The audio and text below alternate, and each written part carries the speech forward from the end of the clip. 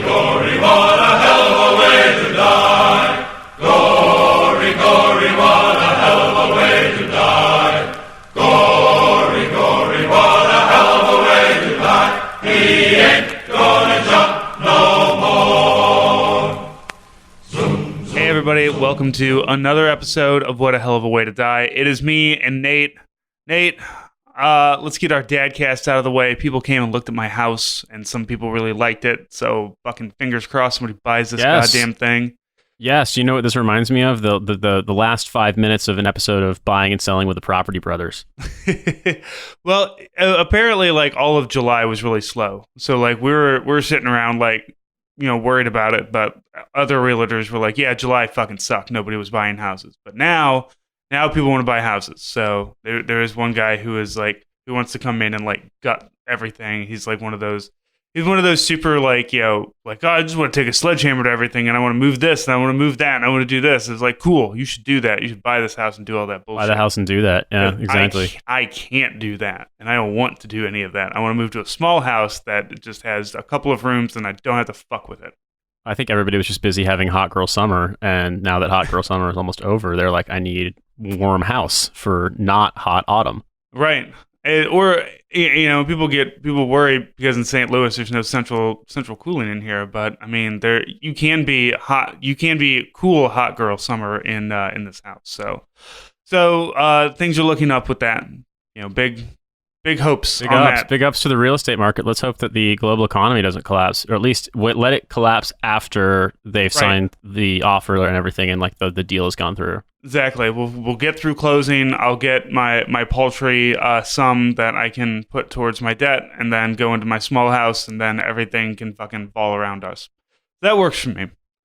Speaking of everything fucking falling apart, Nate, let's talk some shootings, I guess. Oh yeah, let's talk some shootings. Yeah, so there've been a bunch. There've been a bunch, but there were two this weekend. One in El Paso, Texas. One in Dayton, Ohio. There was one previously in Gilroy, California, earlier in the week. All of them perpetuated by white dudes in their early 20s with frameless glasses. Scary. You could literally believe, if you looked at those photos, they were all the same person, but no, they were three different people. Particularly the one in Gilroy, a guy cut his way through a perimeter fence, into a festival to avoid security checkpoints, and came in with an assault rifle and killed, I believe, 4 people. One of whom was a very small child, like a 6-year-old child. The one in El Paso, as I understand it now, the death toll is 19. And there were 9 people killed in Dayton, Ohio, at a bar in like the central sort of business district, you know, center of the city.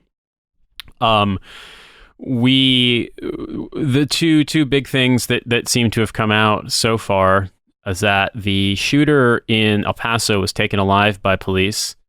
He was from the suburbs of Dallas. He obtained a weapon legally. The guy in Gilroy had also obtained a weapon legally out of state. And the guy in El Paso drove 10-ish hours from Dallas to El Paso because he specifically, at least as far as they understand so far, wanted to target Hispanics. His manifesto that he published on 8chan before the shooting began basically said that he believed in what Donald Trump said, and that the Great Replacement was happening, and that Hispanics are replacing white Americans, and so he needed to kill them. And so it's understood that he targeted them for that reason. This obviously prompted a huge disavowal on the part of the right, who said it's all mental health and don't name names, don't share his name, don't share his manifest, blah, blah, blah. The kind of stuff, basically, don't let this be a news story, because we don't want to admit that there's zero daylight between what this guy said and what Donald Trump and Fox News are constantly saying. But then, less than 12 hours later, there was another shooting in Dayton. And when this one took place, it was quickly became even more sordid, in the sense that the shooter, who was killed by police, managed to kill 9 people in a minute. He had an M4 or an AR-15 with a drum magazine. He was able to kill 9 people in the span of a minute before being killed by police, who were there because it was a Saturday night and there were bars open.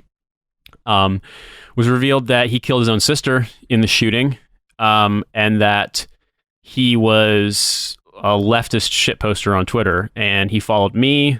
You said, Francis, he followed you.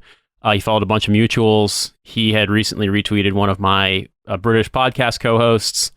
And let's just say it's pretty fucking uncomfortable.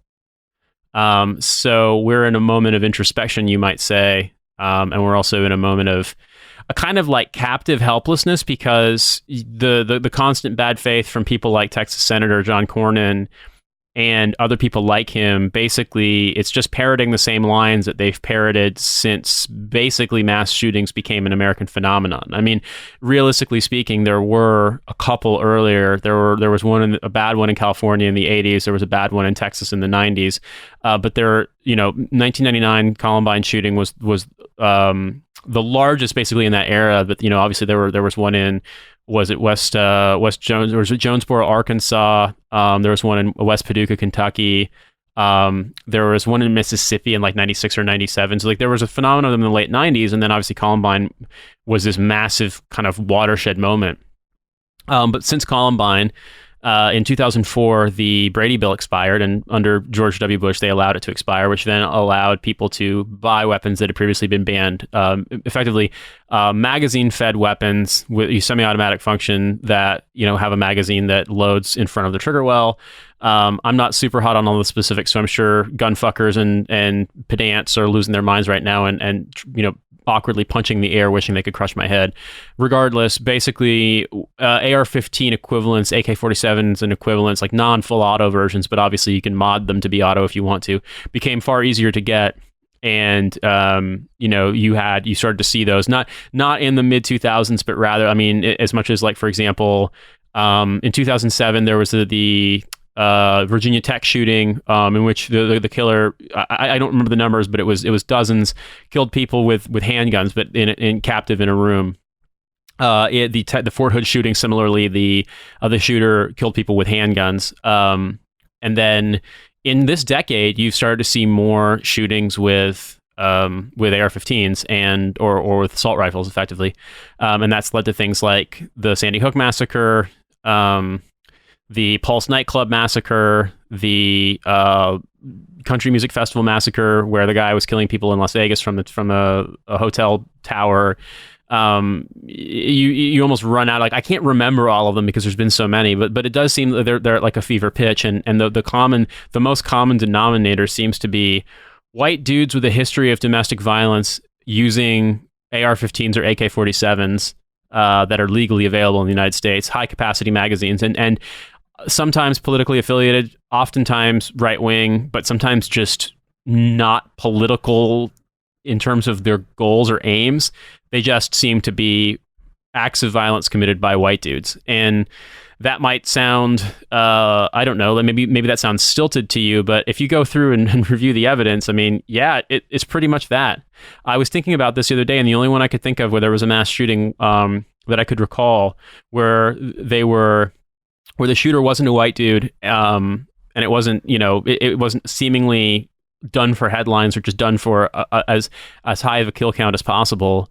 Or it was Christopher Dorner, who was an ex-LAPD, ex-Navy guy who killed police officers, and the shooter whose name I've forgotten, who killed a bunch of police officers in Dallas in 2016, I believe, with the exception of the Cho Sung-hui, the Virginia Tech shooter, and Nidal Hassan, the Fort Hood shooter. So, I mean, like, in this decade, it's basically been white dudes with AR-15s. And It seems that one of them is basically, if nothing else, leftist adjacent. And that's fucked up and bothers me a lot.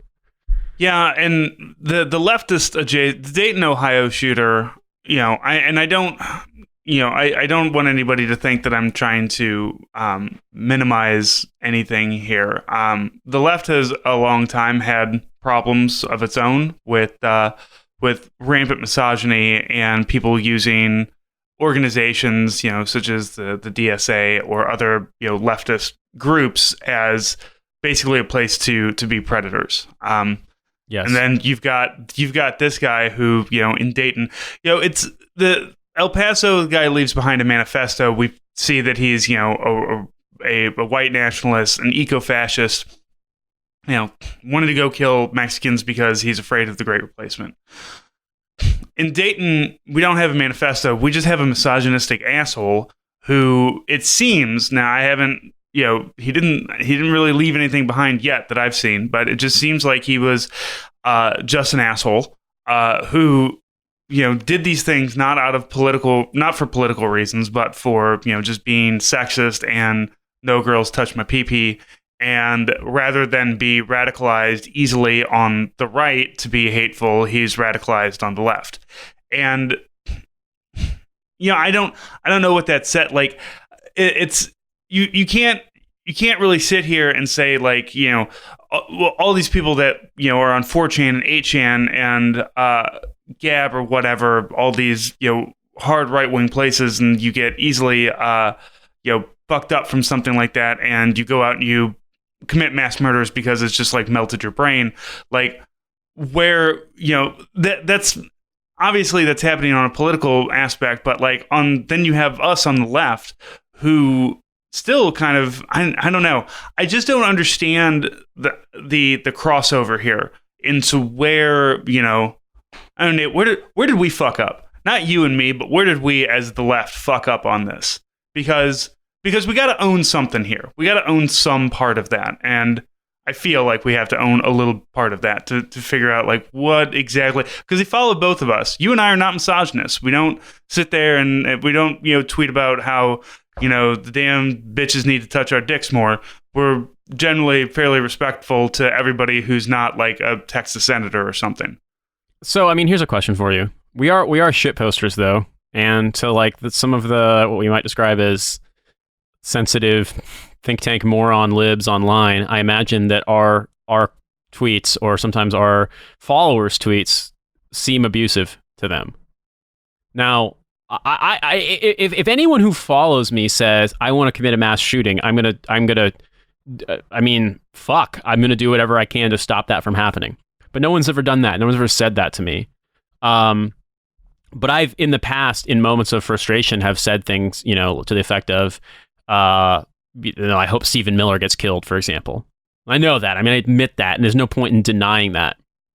But at the same time, I don't know where the line crosses, because there definitely is a culture we share in it of calling out morons and making fun of them. And in our current environment of total political helplessness, in the sense that we are captive to a broken system that's broken by design to make it almost impossible to change things. And we're currently led by opposition party leaders who are weak morons who don't know how to win because they don't know how to wield power. There is a sense of helplessness. And I think a lot of us, and I'm saying this to try to not separate myself from this and say, okay, well, somehow I'm better than everyone else. I think a lot of us have a tendency to lash out or to express our rage and frustration when, cheese-brained libs say something dumb, or the Sally Albrights of the world say something disingenuous in obvious bad faith. And, constantly phrase things in such a way to be obviously misleading. It's frustrating, and we lash out. And sometimes that can turn into abuse. I mean, Cynthia and I were talking about this. And I think Sadie Doyle's a moron, right? And I think she just posts a lot of dumb shit. I've never actually interacted with her, but I was on a block list, so be it. But making fun of Sadie Doyle for saying something in obvious bad faith or something that's factually incorrect and that's meant to be misleading is one thing. But then never leaving her alone and adding her and being like, "Are you sure you should get married? You have mental illness," which did happen to her. People did post that at her. That's fucked up. And the thing about it is, I think, is there's a tendency, let's just call it cowardice, and I think I'm the same, where you don't want to be the person scolding people and telling them to stop doing that shit. But it needs to happen. People need to be a little more aware of the fact, I think, that abuse like that can pile on and can get worse. Even if you're not doing it, or even if you're not encouraging it, you're not saying, drive this person to suicide or ruin this person's life. If a post achieves enough critical mass, it can become that. And I mean, I've been on the receiving end of dumb hate posts, like, believe me, but I can recall when I wasn't used to it, and it did bother me a lot. back before I got successfully radicalized, I one time posted something to the effect of talking about where a Doctors Without Borders hospital had been bombed in Afghanistan, and it had been basically a bunch of morons hadn't shared the right information, and they wound up calling in an airstrike on a target that they were supposed to know was marked on the map as a hospital, wound up killing a bunch of people. And so a large leftist Twitter account interpreted that as some kind of like defense of the military. And so for the next 2 weeks, my mentions were just basically people doing, a blue, blue, blue, my war crimes kind of shit. And it was frustrated because I basically couldn't log on Twitter without seeing it. There was no way to avoid it. So if we're going to own something, I mean, I suppose there's a culture of that.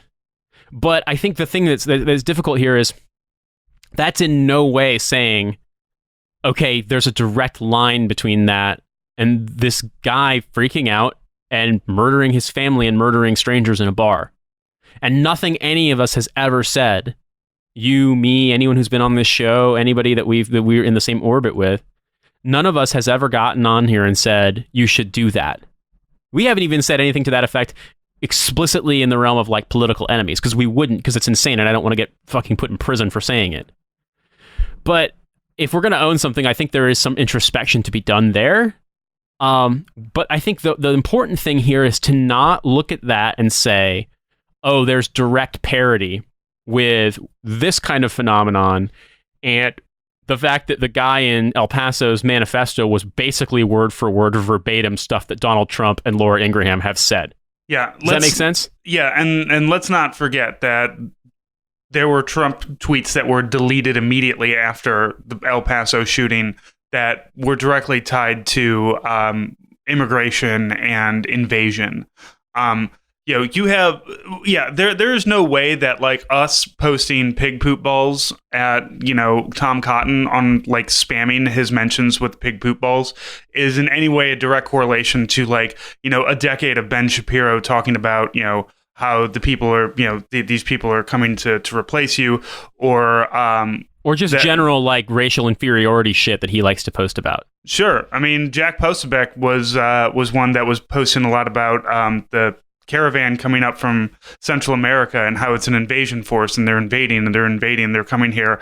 And then like after El Paso is like, we really need to do something about mental health. Like, yeah, you need to fucking delete your fucking account. Because I mean, those things, it's the same thing. Like nobody on the right is really, the big accounts is explicitly saying like, man, it sure would be good if like all the Mexicans were shot. But that Texas senator did put like somebody dug up a post of his that was just John Cornyn, where he basically said 9 out of 10 immigrants are Hispanic. Like John Cornyn has posted explicitly fascist adjacent stuff a lot over the years. He also loves to call everything fake news. Like John Cornyn is one of the most cynical political operators in the Republican Party, bar none.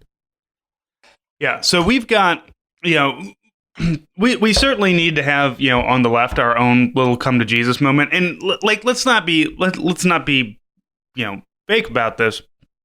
It feels good to post at somebody, fuck this guy. It feels good to dogpile and ratio somebody.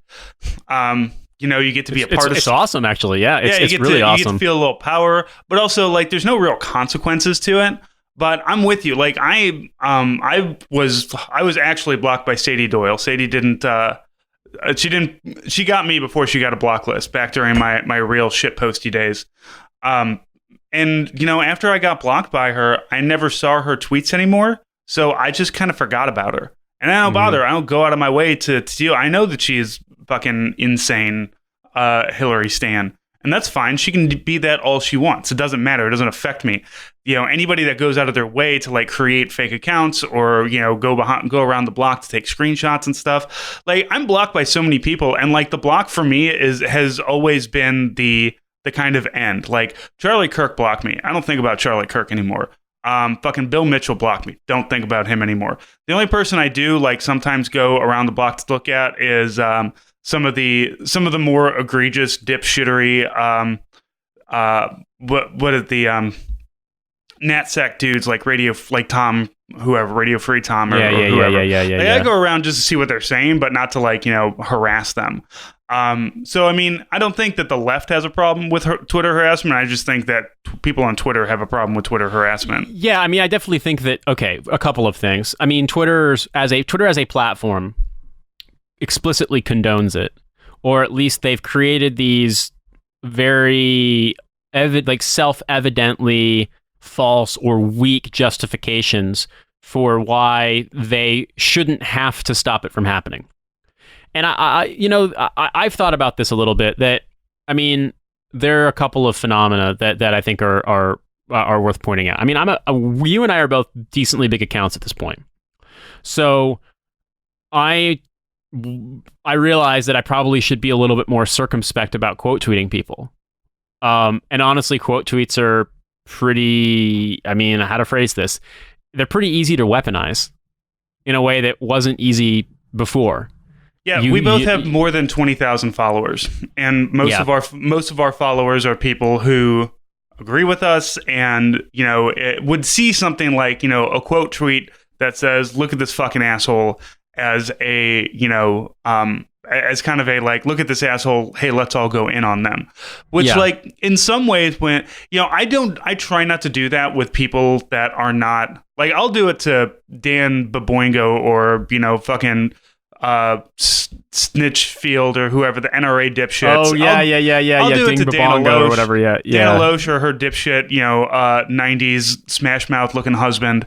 For the bigger accounts where it doesn't matter, where like they could easily destroy me, but either they are blue checks and I'm not a blue check, so therefore they don't see my shit because they have like whatever filter turned on, or could like easily turn around and possibly destroy me. But also, like, if Dana Loesch quote tweeted me, like, I would fucking instantly become erect at like all the clout that I get from something like that, because I am like a melted brain human being on Twitter.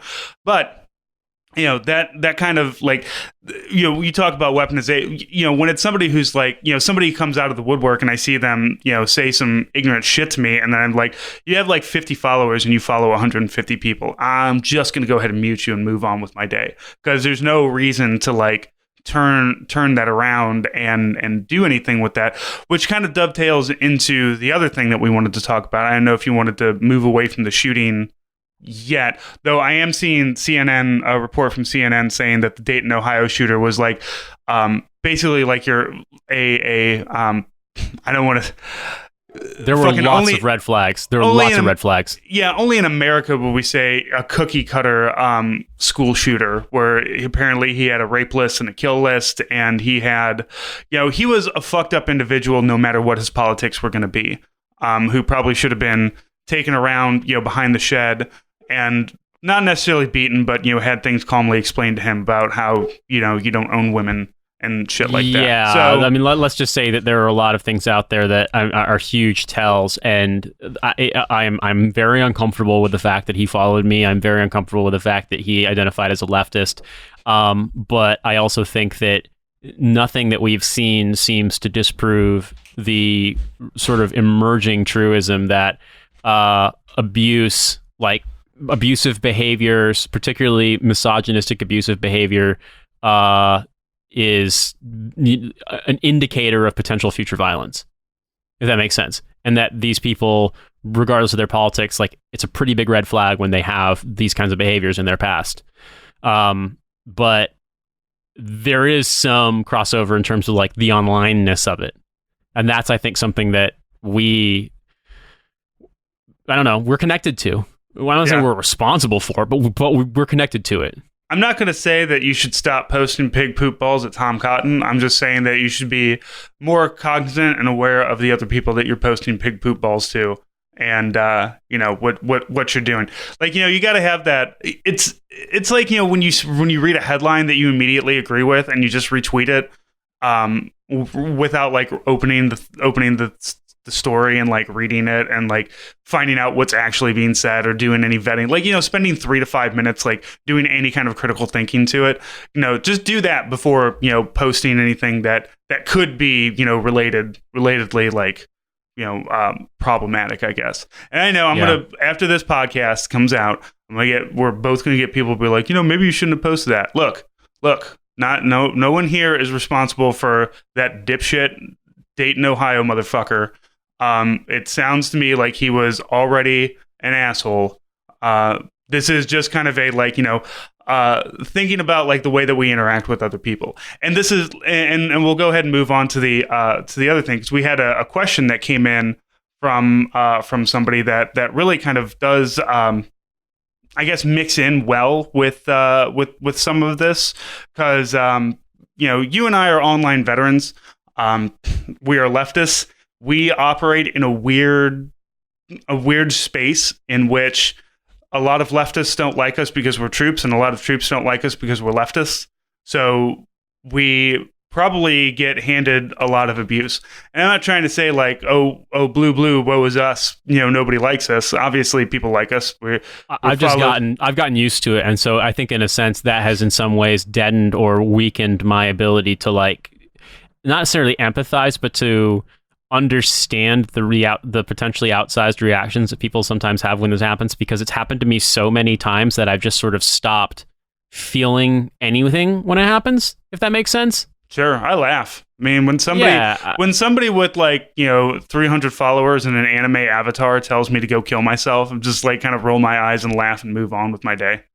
Yeah, exactly. I mean, I it's a little bit frustrating when it's somebody with a large account, because then you're going to have the barnacles and the sort of ass nuggets that just sort of pop up, but it goes away. They always find a new target. But yeah, it's annoying. But it's like I said, I mean, it's happened so many times that I don't have the reaction that I used to have, but I will be the first to admit that I used to be very sensitive to it, and it used to really bother me.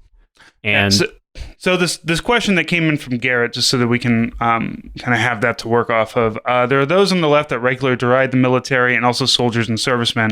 How do you talk to people who believe this kind of thing? And what do you say to kids who may be on the left and may want to join the military for healthcare benefits or school, but may be conflicted due to their beliefs about the military? And I get this question a lot, at least like once a month in my DMs. I get somebody saying, I want to join the military, but I don't, believe in what the military does, but also I don't have a whole lot of options. And like the military has always been a stepping stone for people. Like, it's a career, it's a good career. Apart from the war bit. But yeah, you get, where else are you going to, at the age of 18, get a steady paycheck, a place to sleep, and a month's worth of vacation, day one? Nowhere. That's just the military. So, and like I said, I operated in an odd space, because my early Twitter days, back when I've had a Twitter account since 2008, and I stopped using it for years, and then I came back to it in like 13 or 14, when a buddy of mine was just like, oh, if you want to talk politics. This is like right when I was starting to get radicalized, and my friend he's an anarchist, and he's just like, if you want to learn more about this stuff, go on Twitter and follow these people. So I had a large amount of time when I was more leftist shit poster than I was troop. And like troop was part of my identity as the leftist shit poster, but I was always shit poster first. So I operated in a strange place. And it's funny because there were like some crossovers that you and I talked about that I'm not going to get into on the podcast. We were just like, oh shit, that was you. But I mean, I was, doing pig poop balls. Back in my fucking day, doing pig poop balls back in 2014, where, back when we were all young and reckless. So I operated in those spaces where people were, ironic leftist shitheads, but also accepted me because I wasn't an ironic leftist shithead, and I was already the Army's kind of dumb, and war is stupid, and everything about it is fucking trash. So but now as I have gained more into, less shithead, more troop, but because I'm anti-war and I want other people to see that you can be a troop and a veteran and be anti-war, that brings out a lot of the people who would want to tell you to go fucking jump in a river and kill yourself. And I used to get it a lot. I used to get it a whole lot back when I was on Chapo, like in their first year. And then, you get it even more as you go along, the more, people, the more that you get known. But I think I've gotten to a point where I've muted and blocked so many people that I just don't see it anymore. So I don't know if people do still say those things, because I don't like I don't click on my tweets and read all the replies. I just read the replies when people reply to it. But I haven't really noticed a lot. I haven't noticed as much assholes tweeting at me and telling me to go kill myself. And I don't know if that's just because I haven't been on their radar in a while, or if like the anime Stalinists have decided that there's bigger fish to fry than some dipshit troop with a podcast. I mean, also, I'd say that to some extent, shouts out to our friends, allies, comrades. Spencer and Mike's podcast has absorbed a lot of the anime Stalinist hatred because of Mike's, I believe, his more prominent role in stuff like PSL.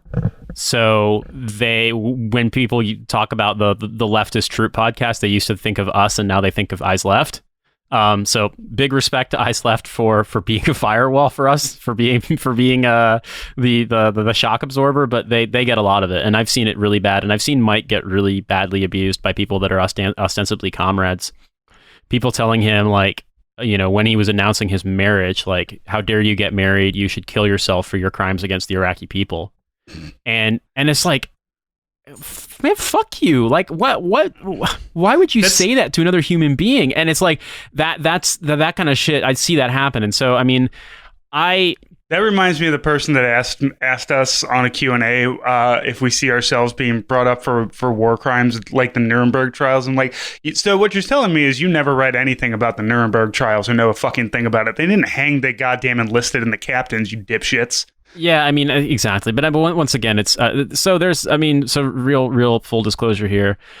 There are a lot of the anime Stalinist stuff / just like generally hard left, kill them all, war crimes forever, like that kind of people. There are more of them on the British left, I would say, sort of in my impression, numerically versus in America. I'm not sure, but I see more of it, and I've had them say by name, like, hey, hang the trash future producer, all veterans should be put to death, etc. Which has made me laugh in the past. Just on a sort of like procedural note, because if your point is, hey, I think that you as a veteran are by default guilty of war crimes, you should die as punishment for your war crimes. It's like, but you believe in, you objectively are pro war crimes. Like, you believe in purging people. So shouldn't we be on the same side here if we're all war criminals? But I don't know, like that's obviously a dumb pedantic joke, but it does make me laugh sometimes because it's obviously it's just sort of indicative of how weirdly selective that mindset can be. And I certainly don't want to say all anime Stalinists. Like I used to just roll my eyes and say tankies, and then I found out that there are like tankies who follow me, and they're just like, no man, I don't think you should be hanged for war crimes, and I identify as a tanky. I was like, okay, well, like, look, there's just some people that are huge assholes. And yeah. It's a type, but it's not universal. And in the same way that, like, if we're asking these people who to give us a chance and say, hey, listen to what we have to say, like, we're leftists too, we believe in this, we support the same politics as you, even if you might think, hey, that's fucked up, you joined the military voluntarily.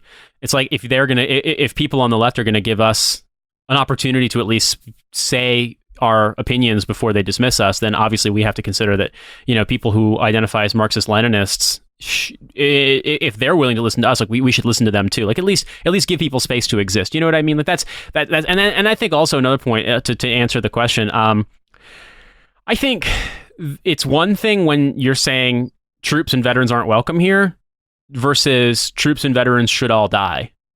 The former I understand, the latter is completely insane. And the former I understand because I think that people have a right to feel suspicious. And I think absolutely. Yeah, and I think that exceptions will be granted in due course. I think people will learn to trust other people, but I don't think you can blanket say I'm condemning you because you don't trust ex-military any more than you would condemn them for saying they don't trust ex-police.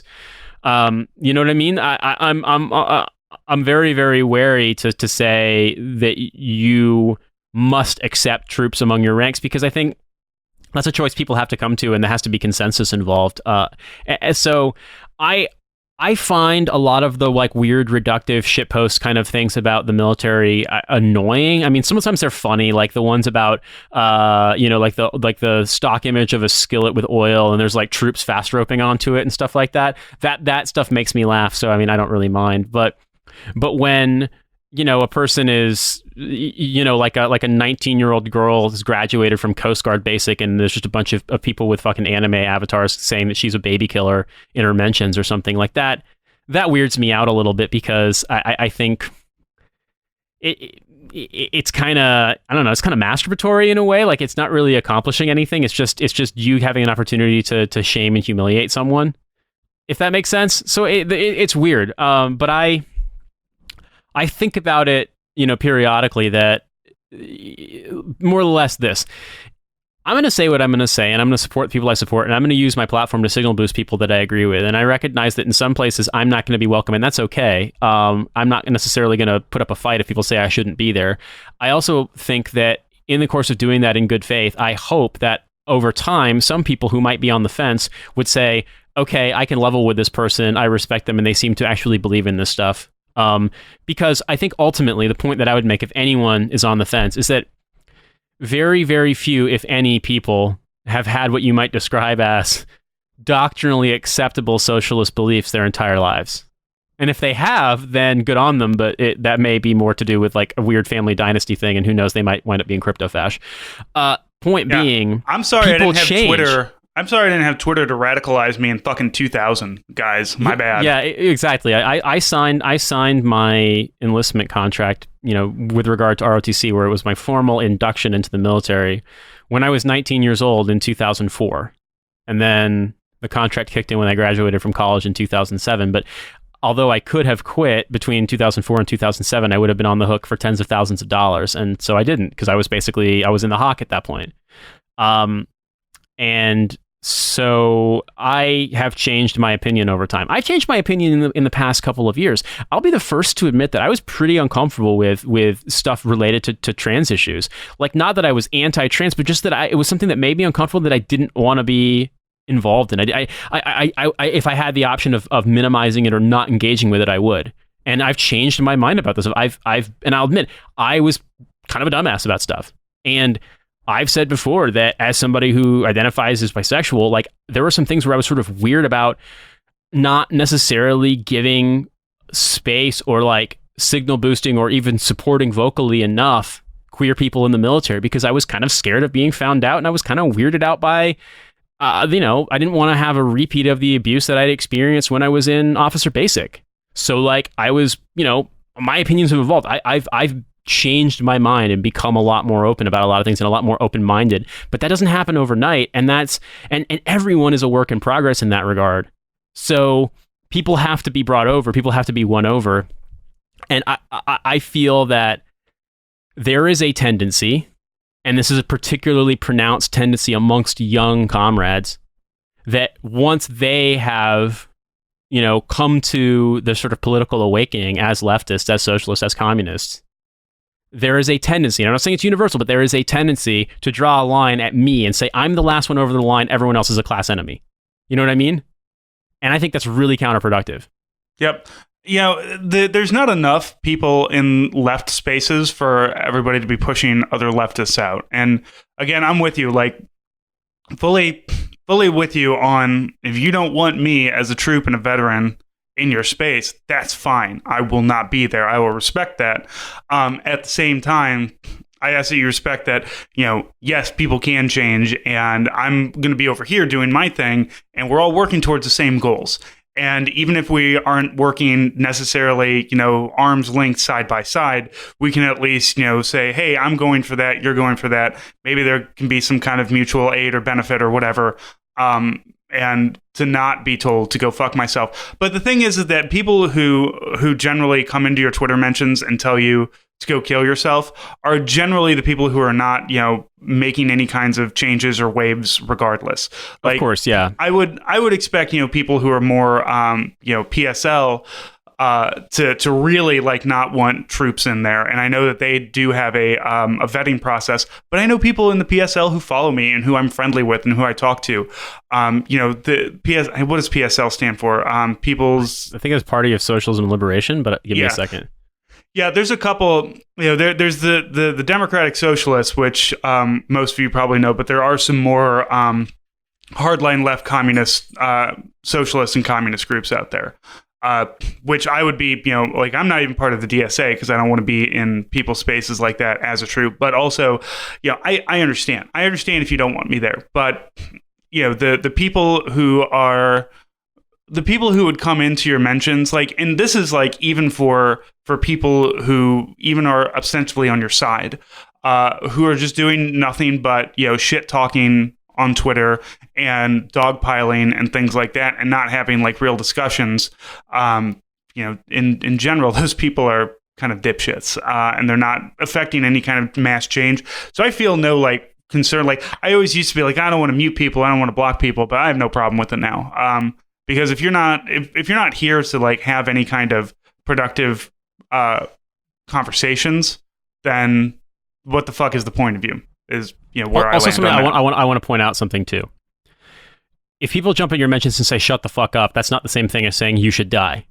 And I think that it's a disservice to people who do get death threats to make people disagreeing with you into a death threat because you feel attacked. Sure, you feel attacked. I feel attacked. There's times when people say stuff that bothers me, but people shouldn't look at disagreement or garden variety rudeness and say, okay, this is the same as someone sending me death threats, because those are two very different things.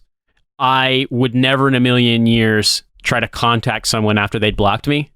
I would never in a million years send somebody like a threat through some other means. I just, like I said, but I'll be the first to jump in some dumbass's mentions and say, go fuck yourself.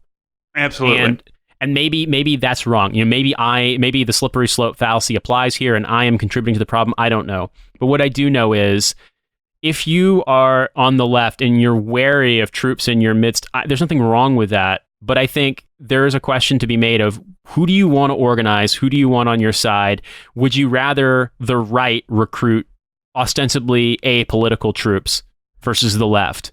Because let's not kid ourselves, the right aggressively courts disenfranchised veterans. That is a thing. And guess who? Those people are at play, you might say. Those people are up for grabs in a lot of ways because they are dissatisfied with the status quo. And the choice is, do you bring them on your side and organize them to fight against capitalism, or do you let the right organize them to fight against the most vulnerable people in our society? And all those revolutions that you crank off to, guess who started them? The fucking military. All right, so you better be nicer to us if you want. Yeah, be nice to us. You can't be rude to us on Twitter. We can be rude to you, but you can't be rude to us because that's the law now. Okay. Exactly. My name is Nikolai Ceausescu. This is going to end well for me. Yeah. After we kill Rasputin, we're basically going to be the ones in charge. So I'll let you all stand in line for bread, I guess. So we should answer the second question though, which is, what about young people who don't necessarily believe in the military but want to join because it's the only way out of a bad situation?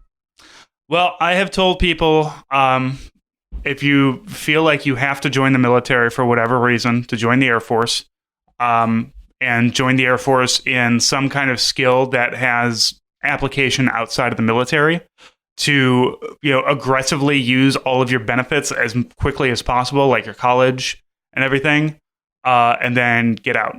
Because look, the army has a lot of jobs that are really good. Like you can work in S6, which is the computer geeks.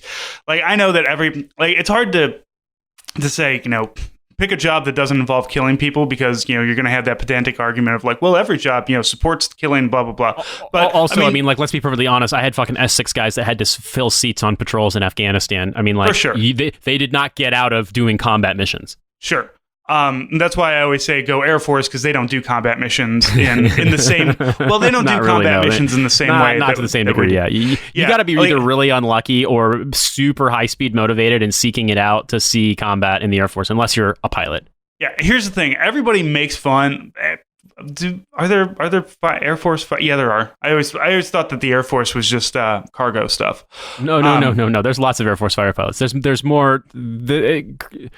All right, nerds, fucking correct me if I'm wrong here. Most of what the Navy does for Navy fighter pilots is air-to-air stuff in defensive ships, whereas Air Force stuff is air-to-air in defensive land primarily. But like when I was stationed in Alaska, there was an F-22 squadron. They're like the super advanced fucking fighters from the future, transformer planes, and that was all run by the Air Force. There was not any Navy presence to speak of there.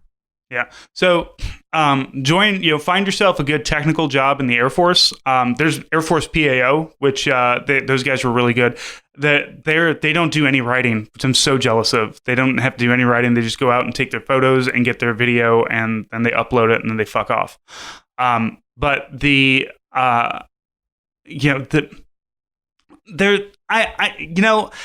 we're veterans and because we're anti-war and everything, like it's hard to make that decision. Like, I don't know you that well, and even like in a DM or a quick email, like you're telling me some things. It's like I don't fully know your situation. I can't tell you what you should or shouldn't do. Like, but I understand that there are people who are like, I cannot get out of this situation that I'm in unless like the Army plucks me up and sends me somewhere.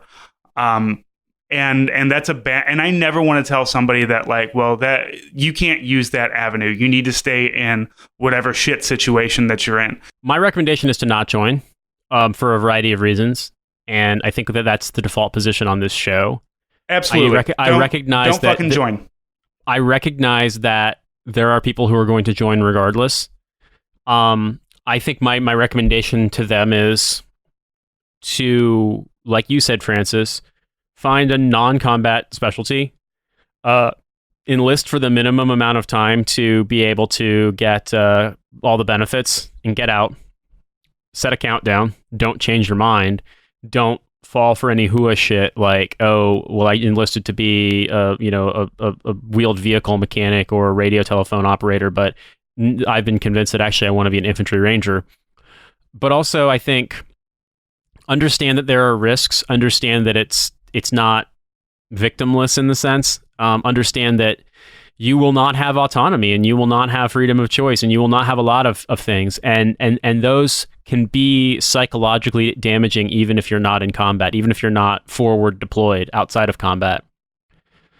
I hope people don't, in the sense that I think that in the year of our Lord 2019, it's pretty obvious that there are a lot of downsides to it. But I think if you're a young troop and you're listening to this and you're conflicted, understand that neither one of us, and I would hope that most, if not all of our listeners, do not look at you and think, you fucking imperialist pig, you should die. We just hope that you extricate yourself from that situation as soon as you possibly can. And I understand that if you extricate yourself by getting kicked out tomorrow and then you're homeless, that's not really a solution. But I hope that if you are considering joining, you find something suitable that's not in the military and not in the defense complex, defense industrial complex, etc.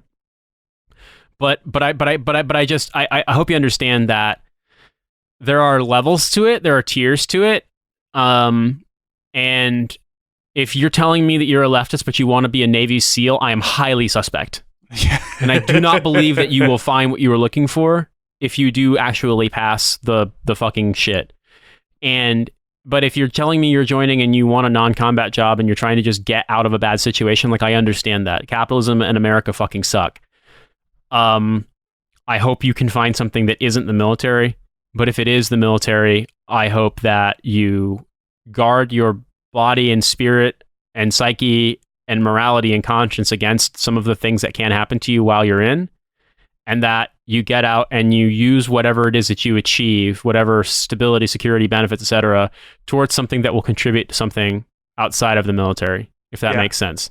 And I do want to say, depending on what MOS and what job that you get, you're not going to be necessarily, like, some people make it to seem like as soon as you join the military, you're thrown into like some sort of conservative dog pile in which like you're just going to be surrounded by Trump flags. I have met, like, throughout my entire career, lots of Democrat, not necessarily leftists, but like, not conservatives. I've met a lot of people in the military, a lot of people who are, more towards the left, and like, even now, like it's. In America, it's a leftist position is Medicare for all. In the rest of the world, that's just a normal thing that you should do as a government. But there's plenty of people who are like, no, we should have Medicare for all, and we should, have some sort of good immigration like reform to allow people in easier without putting them into baby prisons and shit. You will find a lot of that in the military. And if you decide that you're going to be like a woke Marine infantryman, you're going to have a very, very unpleasant experience. Time. Yeah, you're not going to join fucking 3rd Mechanized Infantry in fucking Fort Gordon and just be like, so anyway, guys, who wants to have start a fucking DSA caucus down here? That ain't happening. If you're going to be doing some 11 bang bang shit. But if you are in public affairs, or if you're a vehicle mechanic, if you're in places that don't require like a high amount of brainwashing to get you to do your job, which is really what killing people is. You have to be able to look at somebody and say, you're not a person anymore, and that's why it's okay for me to shoot all of you and not have my brain turn inside out in horror. So you can certainly find, and you can absolutely find that in the Air Force. Don't join the Army. If the Air Force will fucking take you as a young 18-year-old, if you're smart enough and you've got the abilities to do it, go join the Air Force, because man, those guys got it made. Everybody, no matter how much like shit all the other services talk about the Air Force, deep down, everybody is secretly jealous of the Air Force. Yeah, I mean, let's be perfectly honest. The Marines got to be like, man, they get the good Crayolas to eat. We got to eat this like off-brand, like, ones that just say crayon, but it's misspelled and it's made out of like some sort of Chinese lead wax or something like that. And it's like making all of our brains melt while we eat it. The Air Force got the good shit. Yeah. I mean, look, as I said before, the default position of this podcast is do not join the military. So I maybe get to the point where the podcast is like Nate and Francis alternating dad rants about things. Go ahead, do your dad rant. Yeah, I mean, there have been times recently when I've sort of asked myself, like, I mean, obviously I'm in a pretty good place and I'm much happier than I was when I had a corporate job, but I asked myself, what the fuck am I doing with my life? I mean, I produce a bunch of shows, and I'm a freelance media producer, or actually less so freelance. I run a small company here in the UK producing media stuff. But there are lots of folks my age who are far more accomplished than I am. My friends in the military are all majors now. Folks I know that finished college the same time as I did and went to grad school and then got into academia. If they managed to get jobs, or like, tenure track beyond tenure, they're tenured, or they're like on the tenure track now. They have like the good jobs, the tenure packets, etc. There's folks that have written multiple books. Like, there's a lot of things, and I think to myself, what the fuck did I do? What did I spend 7 years doing shit I didn't believe in? What did that accomplish? And the one thing that I can say to myself is that, well, I have achieved a certain degree of perspective. I got out instead of getting tempted by all the bonuses and benefits and stuff. I got out basically as soon as it was feasible for me to do. I would have gotten out at 4 years, but they told me I wasn't able to, and then I applied again on early release to get out at 7 years, and they let me. I walked away from being a Green Beret because I didn't believe in it morally anymore. That perspective is something that I appreciate having. I'm glad I have it. But I would be remiss if I didn't use the benefit of that perspective to say to people out there who are considering joining or already in or considering staying in longer, that over the course of the time that I spent in the military, I saw a lot of people whose lives became demonstrably worse because they joined the military, or because they joined the military and then something happened to them. And the military's very binary approach to people's problems led them to wind up getting kicked out or getting, forcibly exited in unpleasant circumstances that will have repercussions for the rest of their lives, not even considering the mental and physical health aspects of it. Now, I was an Army infantryman, so obviously if you're not an infantryman, the further you get from combat arms, the less likely this is. But it can still happen to you. I know a guy who was a Signal Corps officer. He took over as a headquarters XO position, and he got blown up on a mission. The car he was in, or the MRAP he was in, got blown up, and psychologically he was never the same from that experience, because nobody knows how they're going to react when they get fucking blown up. I was never in a vehicle that took a direct hit, so I don't even know. I can't envision what his experience was like, but I imagine it was scary as fuck, and it strongly affected him psychologically. Now, I'm sure lots of people that he knows or knew back in the day said, oh, well, you're going to be an officer and you're not going combat arms, you're going to be fine. And that's what happened to him. So the point I'm trying to make here is that if I can use the benefit of this perspective to say anything, it's that if you consider going in, I understand it. I don't think if you go in with the perspective of saying, I'm going to be an open leftist and that's going to be cool and I'm going to change people's minds, I don't think that's going to do anything besides disappoint you. If you go in because you're saying, I'm going to look at this as I need something that they can give me and I'm going to get it, I understand that, but it's still a risk. No matter what, it's a risk. Every time you put your name on the line, it's a risk. Just like, even when it was the not fighting season in Afghanistan, anytime you suited up and you put armor on, you walked outside, it was a risk. Something might happen. And on days when you thought nothing was going to fucking happen, stuff could happen. A guy in my battalion, they were on a patrol, but felt like 100 miles from nowhere. There was nothing as fucking all. And right after they did a halt in the map check, one of their squad leaders stepped on a fucking IED and died. In this place that looked like no one had been for decades.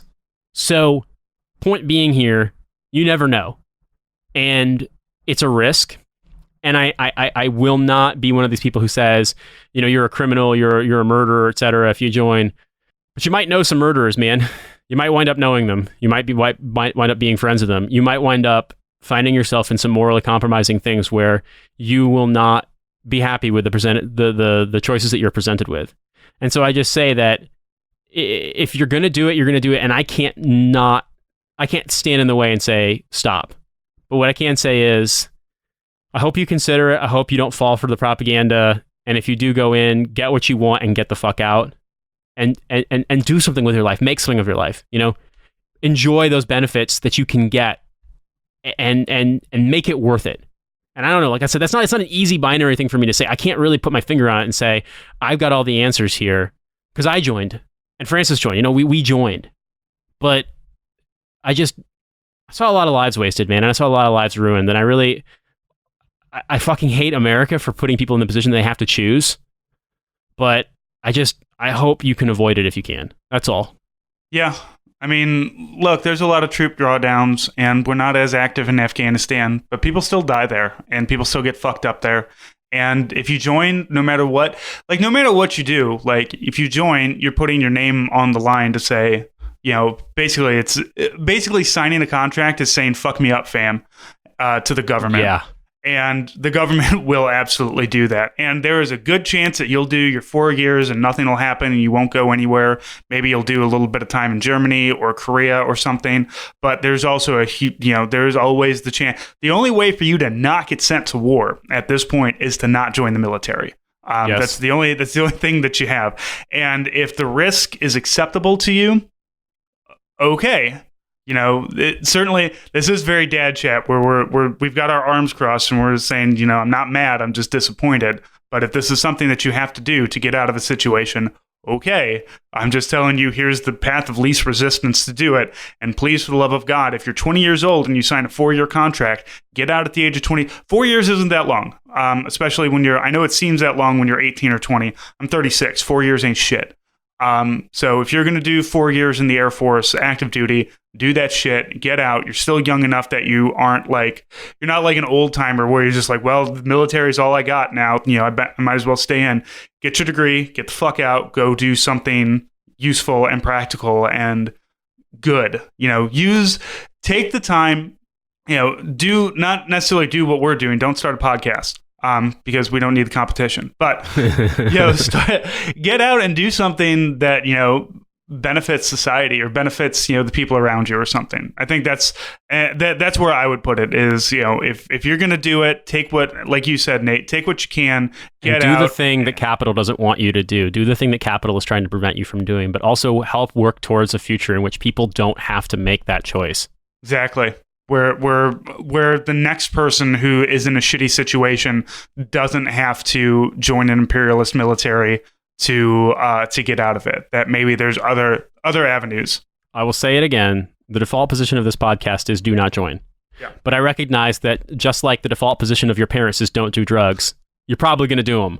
So just bear that in and mind. maybe you'll have a good experience and maybe you won't. But the important thing is just don't let it fuck your life up if you can help it. So there was a tweet that I saw the other day where it was like, if my son says he's gay versus if my son says he wants to join the military, and it's like, if he's gay, it's like giving him a hug and talking, whereas like if it's join the military, it's like screaming and yelling and like raising your finger. And I showed that to Cynthia, and she's like, I don't know, because there's a lot of reasons why a lot of people, especially non-white people, especially poor people, join the military. And I was like, yeah, especially like there's a lot of people in my family who join the military. Like it would be complicated. I hope my kid, if we have a kid, doesn't join the military. I'm going to encourage them not to, but I recognize that sometimes if you say no too much, they'll join just to spite you. And if you don't say no enough, they'll join anyway. But I was like, but Cynthia said, but you know what would prompt that reaction? Like if my kid wanted to be a cop. And I'm like, yes, if my kid wanted to be a cop, I'd be like, I have failed as a fucking parent. Well, but what about a Bobby? Isn't that okay? Is that better? Do you think Britain, the country that invented racism, has not racist cops? Yeah, I would be more upset if my child. My kid like recognizes that I'm in the army now, and she like we were at Costco the other day, and there's like military costumes. She's like, I could be an army man. I was like, why don't you pick like a princess or something? Like, let me push you towards like the only time that I'm just like, listen, Francis, you better stop with those fucking gender roles. Yeah, I was gonna say the only time that I enforce gender roles is to stay away from the military. Although, look, for all of our women veterans, but also no, don't fucking join the army, please. Please don't. Yeah, don't, Francis' daughter. That's bad. Yeah, I'm gonna play this for her when she's 18. She'll be like, "Who the fuck is this Nate guy? Jesus Christ, Dad, stop trying to make me listen to your fucking shitty podcast." And you're like, "Who's this Nate guy?" Then you're like, "Don't say his name out loud. The ring wraiths might arrive." You mean you're like one of your closest friends that you've literally never met in real life? Like, yes, that's how the internet works. Which, though, I assume by the time she's at that age, that's how the world just works. Is that nobody talks to anybody face to face. Mark Zuckerberg will have converted himself into Sauron, and there'll just be a huge eye in Menlo Park, California, that watches the whole world. All right, everybody. So hopefully we answered that question, Garrett, who sent that question in. So yeah, that's where we stand on all of this. Don't join the military, and don't be an asshole. Don't be too much of an asshole on Twitter. Have an acceptable level of assholishness, and always feel free to use pig poop balls at senators. That's okay. Just be cognizant of the smaller non-blue check accounts. So you can follow me at Army Strength, follow Nate at In These Deserts, follow the podcast at Hell of a Way, follow us on Facebook, Hell of a Way to Die. Hit us up on Patreon. I've got a episode that's come out this week. Me and our ever-present lawyer, Shocks on Twitter, Kerry Shockey. He and I discuss My Cousin Vinny, which is a movie I had not seen since I was probably in high school. And we discussed, because he's a lawyer. So yeah, he does a lot of stuff on labor law. You should absolutely follow him, because he actually knows stuff about labor law, and he's not like one of us is just like screaming about the IWW or whatever. So follow him at Shocks, patreon.com/hellofawaytodie to get all of our bonus stuff. This is the last month that you have to sign up at the $10 level to get the zine. I've got a couple of stickers. I've got a patch that once we get this month's Patreon money in, I'm going to order. It's going to be an Area 51, since that is going down September 20th. So for all of you veterans, you'll get a Area 51 patch. I hope that you would only wear it if you actually did Naruto run on Area 51. No stolen valor, all right? You can have it, and you can display it in honor of those who get cut down by minigun fire Naruto running into Area 51. But if you don't do it yourself, this is very disrespectful to the ones, to the brave souls who did. So keep an eye out for that. That's, like I said, the $10 level. That also comes with a zine and all kinds of other good stuff that'll come in that. So other than that, please let us know if you have any questions. If you have anything else that you want to talk about, you can email us if you're not on Twitter, sergeantjoker@hellofawaytodie.com. All kinds of ways to get in contact with us and tell us how great we are, or tell us to go fuck ourselves. Either one, it's all, I just want the attention, really. So either one is fine. Validate me, sign up on Patreon, help me live the life of podcasting bliss. And thank you so much again for listening. We will see you next week.